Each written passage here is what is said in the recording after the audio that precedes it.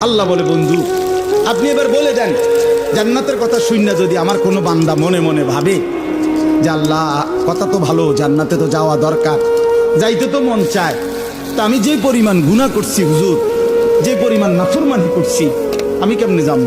আমার তো গুনাহ অনেক বেশি। তা আল্লাহ বলেন, নাব্বি ইবাদি আন্নী আনাল গফুরুর রহিম।